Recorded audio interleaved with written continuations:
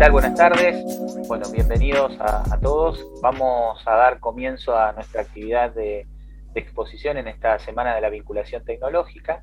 Vamos a contar 3 experiencias que desarrollamos en la Universidad Nacional de Lomas de Zamora. Mi nombre es Diego Serra, soy el subsecretario de Vinculación Tecnológica de la universidad. Y bueno, nos acompaña en primera instancia el doctor ingeniero Agustín Hualco. Agustín es ingeniero mecánico, doctor en ingeniería, ingeniero mecánico por la casa y doctor en ingeniería por la Universidad de Buenos Aires, experto en el campo de materiales, y nos va a contar su experiencia respecto al reciclaje de virutas de aluminio y su actividad de vinculación con empresas de la región, justamente, ¿no?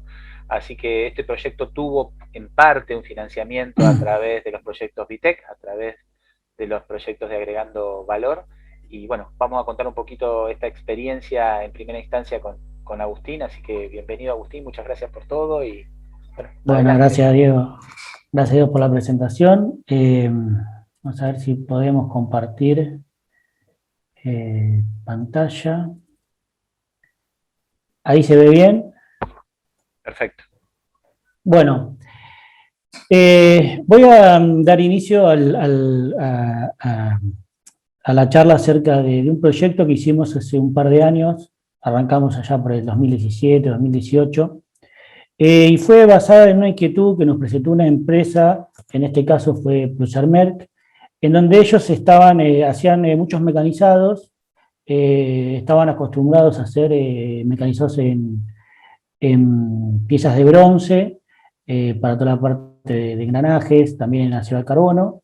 Y bueno, les había tocado la posibilidad de empezar a hacer muchos mecanizados, de fresado, frenteado, brunido y también de agujereado de lo que es el aluminio. Habían llegado muchas chapas, estaban haciendo muchos trabajos con toda la parte de chapas. Entonces, bueno, surgió la inquietud de ver con ese aluminio, si bien ellos todo lo que era toda esa parte residual la vendían como forma de scrap, la idea era darle otra utilidad a ese tipo de material. Entonces, bueno, nosotros hicimos la propuesta de ese material, transformarlo, ese material de las virutas, transformarlo en un elemento nuevo, que en nuestro caso era una varilla de alambre. Y nosotros acá lo que quisimos hacer era imponer dentro de nuestro trabajo, era como 3 metas, podríamos decir, que podrían mezclarse con los objetivos, pero el objetivo en líneas generales era lograr generar alambre. Pero como metas nos pusimos hacer 3 tipos de desarrollos. O sea, no solamente el desarrollo propio de lograr la transformación, sino de innovar en cuanto a la generación del herramental. Decíamos, bueno, el herramental lo queremos hacer con manufactura aditiva, o sea, era un proyecto que no solamente queríamos que le aporte a la empresa, sino que nos aporte a nosotros en el laboratorio y a nuestras áreas de investigación que estábamos trabajando. Entonces decidimos, bueno, vamos a tratar de fabricar esta pieza con manufactura aditiva. Ya teníamos creado un sistema tipo un robot cartesiano, ¿no? En X y Z, que con un software nos podía permitir no solamente lograr el posicionamiento, sino también el movimiento de la torcha, si bien digo, y con eso poder obtener piezas y geometrías complicadas de soldadura. Ahora después les voy a contar y les voy a mostrar un poco cómo obtuvimos eso. Y la otra idea era decir, bueno, trabajar con un sistema energéticamente mejor, o sea, no estar en fundición, sino trabajar en estado pastoso, semisólido. Entonces la otra innovación era decir, bueno, esta transformación la queremos hacer dentro de estas condiciones, o sea, producir el reciclaje, modernizar el proceso de creación del herramental para producir esta transformación y que el sistema sea energéticamente favorable, o sea, disminuir el consumo energético o mejorar el consumo energético, podríamos decir. Y esto en parte también lo logramos, y el último desafío que nos habíamos impuesto, o sea, fuimos bastante exigentes, la idea era maximizar todas las propuestas, era decir, bueno, yo este sistema quiero mejorar las propiedades mecánicas, o sea, que ese aluminio que salga sea mejor que un aluminio comercial. ¿Por qué planteamos este tipo de cosas? Porque si no, este proyecto a la larga no iba a tener posibilidad de expansión.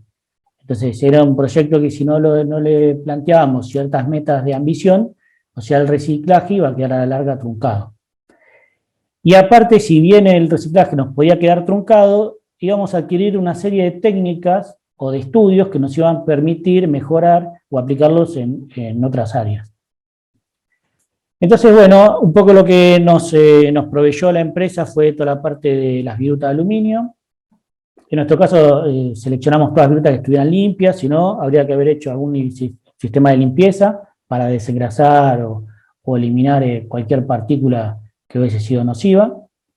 Y bueno, y después desde la Secretaría de Política Universitaria tuvimos el financiamiento para llevar a cabo compra de consumibles, fabricación de piezas, bueno, compra de algunos elementos que vamos a ir viendo ahora a lo largo. Entonces, dentro de la mejora en el proceso de fábricas de las propiedades mecánicas, eso lo íbamos a querer lograr a través de la deformación plástica severa, que es una técnica que se conoce, Severe Plastic Deformation, y donde nosotros sí podríamos lograr tener alta deformación plástica. Con este material, en líneas generales, las propiedades que nosotros íbamos a obtener o que se obtienen de este tipo de materiales son superiores. Entonces, bueno, un poco la idea fue explorar hacia ese lado. Y acá podemos ver en la figura un poco la pieza que nosotros hicimos, una pieza, una base, vamos a llamarle, y una herramienta que va a montar sobre una fresa. O sea, todo esto tratamos de hacerlo con elementos que uno no tendría que fabricar una máquina global, sino poderlo montar sobre algún torno o alguna máquina fresadora. Entonces sería un dispositivo de fácil adquisición y de implementación. Bien, ¿en qué consta un poco la idea? La idea es, tenemos una herramienta, ¿no?, que es giratoria, que es la fresa esta que nosotros vemos acá en vertical, y tenemos una base, ¿no? Y dentro de esa base, que es como una batea, es donde nosotros vamos a poner nuestro aluminio, las virutas. La pieza, la fresa, nosotros lo que vamos a hacer, le vamos a hacer una geometría especial, y con esa geometría especial nosotros lo que vamos a tratar es que el aluminio se vaya aplastando, por efecto de fricción se vaya calentando, no hasta llegar al estado líquido, sino a un estado semisólido, y con una forma especial de la fresa. O sea, la fresa puede tener distintas formas, puede ser cónica, nosotros hicimos una forma tipo espiral, tratar de que el flujo, ¿no?, plástico, podríamos decir, no elástico, porque esto ya está todo en estado pastoso, aparte de las temperaturas que estamos trabajando, no hay tensiones en líneas generales, podríamos considerarlo casi como un fluido, con cierta viscosidad. Entonces, con ese tipo de geometría, encaminar ese flujo y hacerlo ir por el canal de extrusión central. Ese canal de extrusión central, que vendría a ser acá uno de los secretos por ahí de lo que hay que estudiar, porque si este camino central o el camino de extrusión, ¿no?, que está, no sé si se llega a ver acá indicado, a ver, es en la zona donde se ve acá en amarillo, en la zona donde todo el flujo converge. Eso es importante porque si ese orificio es muy grande, el material puede que en el centro no salga bien unido, no se haya consolidado, o sea, haya una parte del material exterior que esté bien, se haya mezclado bien, y una parte interior que no.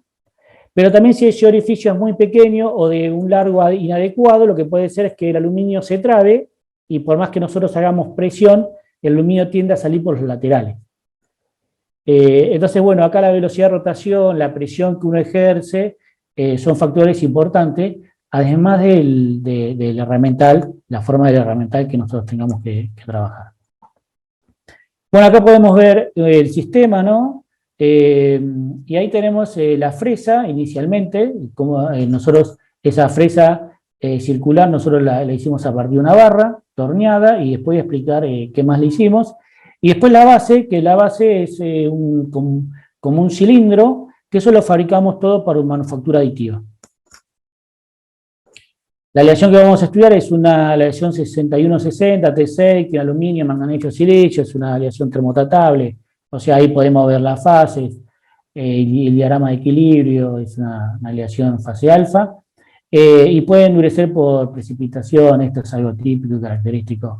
En estos materiales, lo que pasa es que este material está siendo muy usado porque tiene buenas propiedades mecánicas, resistencia a la corrosión, entonces tiene muy buenas prestaciones.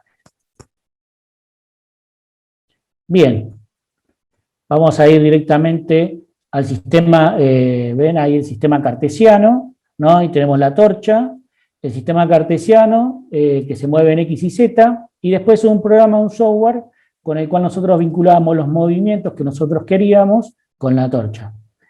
Y ahí, bueno, un poco el desafío fue por ahí elegir los parámetros de soldadura, el tipo de consumible, las posiciones, cómo soldar, las técnicas.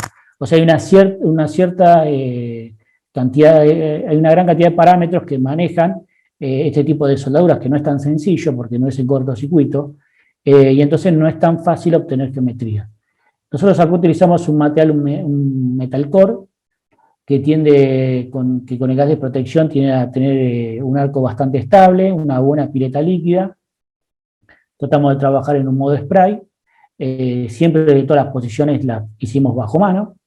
Y lo otro que utilizamos en ese caso, y dentro del consumible, era un consumible para trabajar en caliente, similar, o sea, el consumible depositaba una aleación muy buena, similar a un H13. O sea, esta es la otra ventaja de hacer, en este caso, manufactura aditiva. Si nosotros quisiéramos diseñar esa pieza y mandarla a fabricar, habría que haber utilizado todo material de H13, que no es barato y no es tan fácil a veces obtener las propiedades. Entonces nosotros acá directamente, con el metal de soldadura, obteníamos un material de aporte con muy buenas características. Bueno, ahí podemos ir viendo las secuencias, ¿no? Hicimos una primer pasada, otra primer pasada, o sea, no voy a decir que era un sistema muy complicado, o sea, hicimos algunas prácticas porque ven que hay cierta inestabilidad en altura, no es tan sencillo porque la pileta líquida es considerable. Y una vez que terminábamos de hacer la pieza, directamente la fuimos y la mecanizamos y obtuvimos las medidas que nosotros habíamos pensado dimensionalmente. Entonces, de una manera bastante económica y simple, habíamos hecho por un sistema de manufactura aditiva un elemento. Y lo mismo hicimos con la geometría de la fresa. Ahí fue más difícil, muestro solamente algunas de los ensayos. Era más complicado este anillo porque nosotros queríamos que el espesor del helicoide ese tuviera alrededor de 2 milímetros. Entonces, soldadura con este diámetro de alambre es difícil de obtenerlo, entonces hay que trabajar bastante bien. Utilizamos ahí un elemento consumible en la zona central para contener el arco y la pileta líquida, entonces eso después lo podíamos eliminar fácilmente, cosa que si hubiésemos tenido ahí el material H13 nos hubiese costado mucho más. Y después lo que hicimos es un fresado final directamente a mano, y ahí obtuvimos bastante bien el helicoide, lo fuimos trabajando, y la hélice, esta hélice tiene una conformación, el paso está definido, todo, nosotros lo fuimos reajustando con los diferentes ensayos, y la idea es que toda la viruta, por fricción ahí, vaya generando calor, se vaya plastificando, y se vaya moviendo hacia el centro del canal, ¿no? Y bueno, y después por ahí, por efecto de la presión vertical, fluya por el canal de extrusión. Bueno, la herramienta ahí que parece bastante rudimentaria, hubo que hacerle algunas modificaciones porque se trababa en la fresa, o sea, esto es, algunas cosas son por ahí de error. Entonces hicimos un tope en altura para que no se trabe en el cabezal de la fresa, y después le hicimos ahí 2 ranuras para que no se gire en el sentido de rotación. Bien, Bueno, algunos parámetros que utilizamos para hacer ensayos, la fuerza vertical, el motor de la fresa lo cambiamos, pusimos un motor de mayor HP, tenía de un HP, lo llevamos a 2 HP, la máquina lo permitía, y modificamos las velocidades. Bueno, acá podemos ver ahí el llenado que hicimos inicialmente, ¿no? Con la viruta, hicimos una primera, hacíamos como compactaciones. Poníamos una tanda de viruta, bajábamos la fresa, compactábamos, volvíamos a subir, volvíamos a compactar, así hasta lograr tener un llenado de nuestra batea, podríamos decir, nuestro recipiente. Una vez que teníamos eso, ahí sí le damos, ahí podemos ver, esto es a baja velocidad y a presión.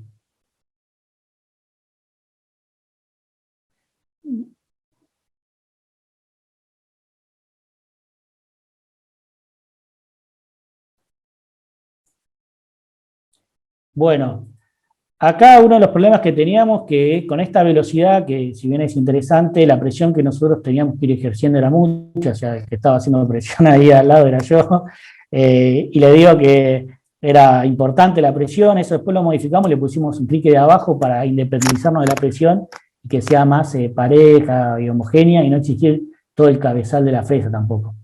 Pero bueno, esta condición nos dio cosas interesantes, pero nos dio varios dolores de cabeza, porque acá uno de los problemas que empieza a aparecer, o sea, obviamente si no está bien regulada la máquina, lo que empieza a aparecer es un flujo lateral del aluminio. El aluminio no tiende a ir por el canal central, sino hacia los laterales, y ahí es donde se empasta la fresa con el recipiente y se traba.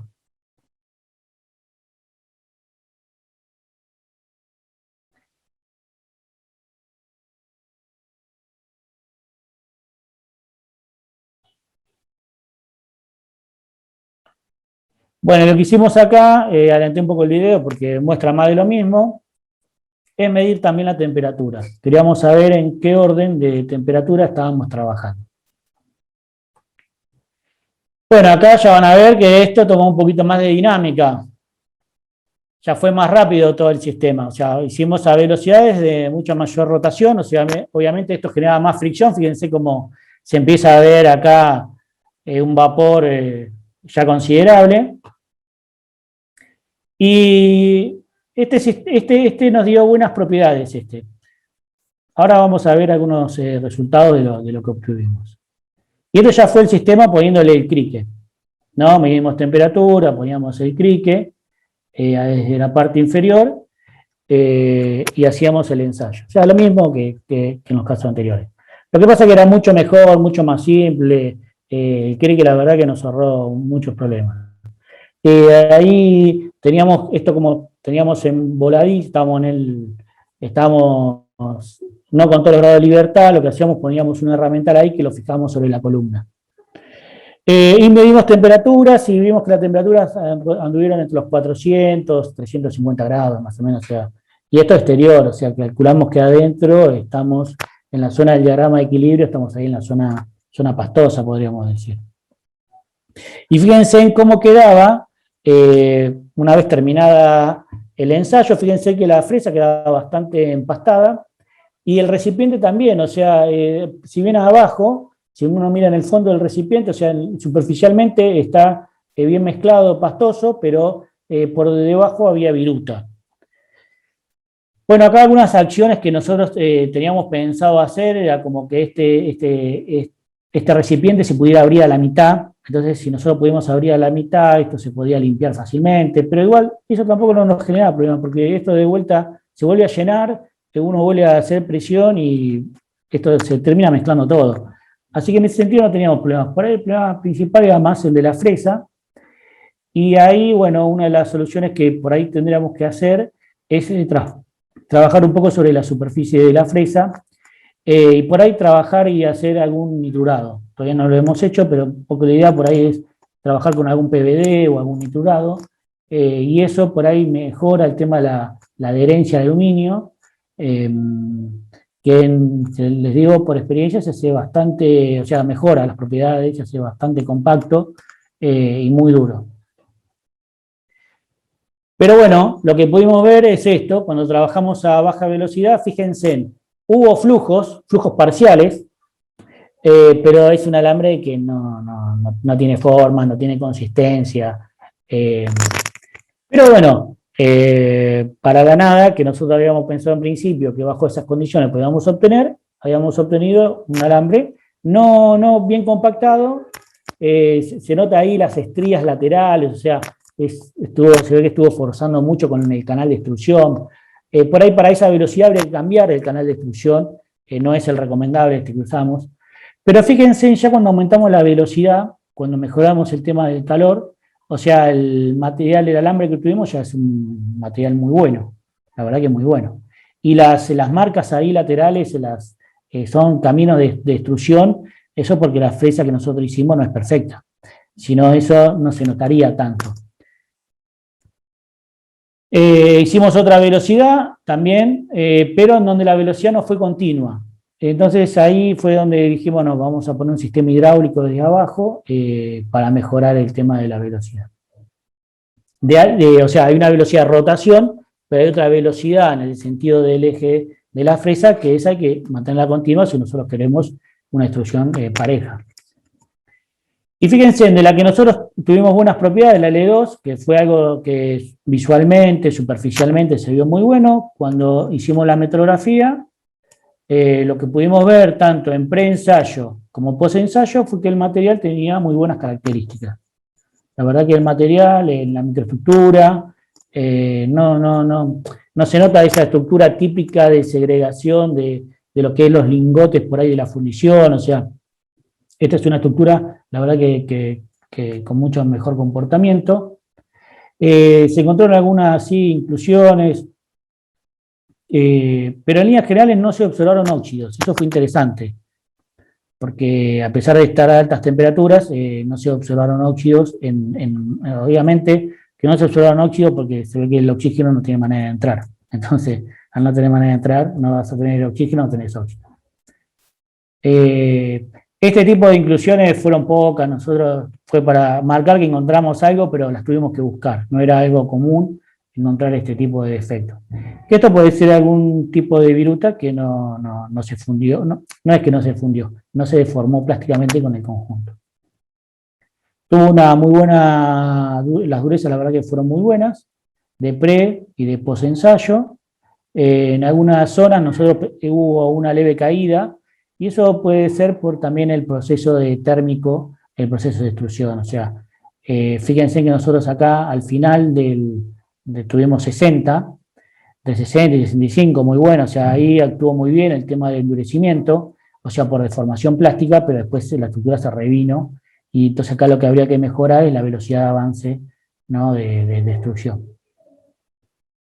Y estudiamos esto con algunos modelos de algunos autores, y que, bueno, en base a estos modelos que ya estaban estudiados computacionalmente, tratamos de mejorar el tema de los canales de flujo, ver cómo los teníamos que hacer, cómo queríamos cambiarlo. Eso nos sirvió y entonces fuimos e hicimos algunas modificaciones sobre el helicoide para mejorar esa distribución. Pero fíjense que la forma de hélice nosotros también la encontramos en nuestro material, o sea que estos modelos sirven bastante bien, son bastante predictivos a lo que uno puede encontrar en el modelo real. Y este sistema lo puse, la verdad que es muy interesante, que es un sistema donde hacen también fíjense, comparé lo que le daban el modelo. Esto es un modelo donde estudian posicionalmente cómo quedan diferentes partículas que ellos fueron poniendo. Entonces, esas partículas se distribuyeron cuando hacen un escaneo en esa forma, y eso es muy parecido a lo que nosotros observamos en nuestro material.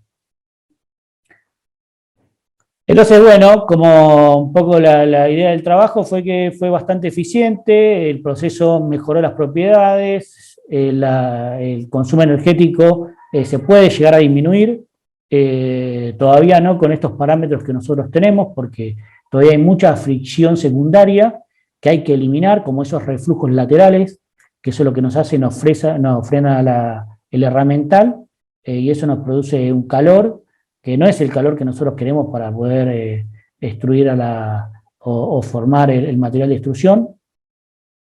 El sistema de manufactura aditiva anduvo bastante bien.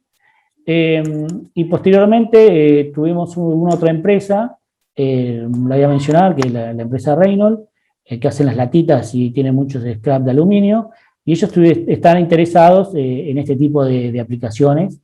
Pero bueno, ahí hay que pensar un poco más en la resolución de ese problema, porque ahí ya hay como una superficie con tratamiento de pintura, entonces eso hay que ver si ese tipo de elementos no son nocivos pues, para este tipo de mezclado, podríamos decir. Pero bueno, sería interesante poder trabajar.